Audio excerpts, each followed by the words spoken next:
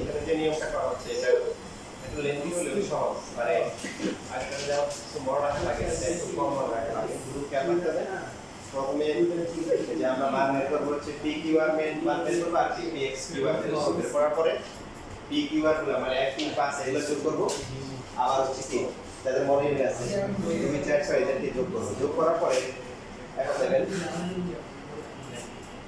এই যোগ করার পরে এখানে যেটা আসছে px প্লাস হচ্ছে qy প্লাস হচ্ছে rz, এখানে ডান পাশে কত হয় x কিউব প্লাস হচ্ছে y cube plus z cube minus কি বলে gxy। এখন এটা তো ফর্মুলা দুইটা আছে, এখন কোনটা করবেন আপনি নিজে নিজে প্রশ্ন করেন বলেন, এখন ফর্মুলা কোনটা করবেন?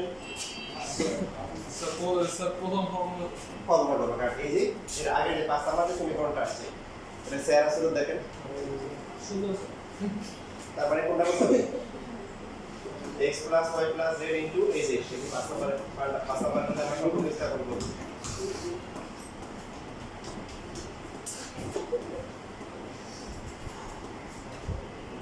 সমস্যা কি বলতে পারবো? সমস্যা কি? আমি কোনো সমস্যা নেই।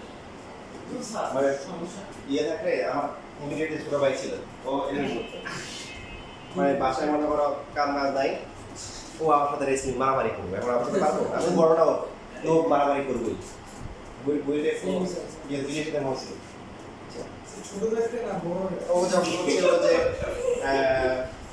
ও যখন ছিল আরো মানে এই তোমার মতো বয়সে, আমি তখন মনে করো যে কত বার্ষিতে উঠছি এরকম বলতে এবং মানে করতেছি আমি কি করবো এখন ও না ওর সাথে মারামারি না করে আমার মাইকে দিয়ে দেবো কন্টিনিউয়াস। তো আমি কি করতাম ছোটো মারতাম, মানে ছোটো ভাই ওর ধরতাম ধরিয়া রেসলিং খেলবি নিয়ে বিছানা করে নিয়ে ফেলা যায়।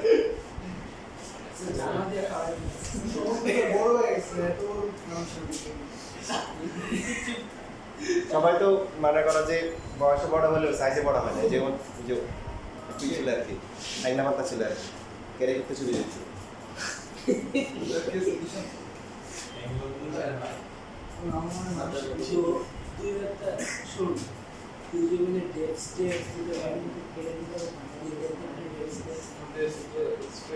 এবার আমরা মান বসাই যে 5 নাম্বার থেকে দেখেন এখানে যে মান বসানোর সময় কি করব x plus y plus z রাখবো আর যে k সহ k যেটা আছে x সহ এটাকে এক পাশে রাখবো।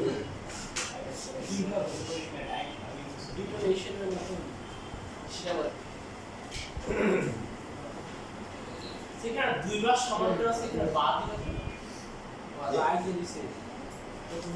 এবার এই যে 5 নাম্বার থেকে যদি এই মানটা বসানো হয় কত এর মান কত বলেন? এর দুটোর মান কত? p প্লাস ওইগুলো প্রমাণ হবে। ও এখন এই যে ক্লাউডের মধ্যে লিখতে হবে b plus q plus r হচ্ছে কি x plus y plus z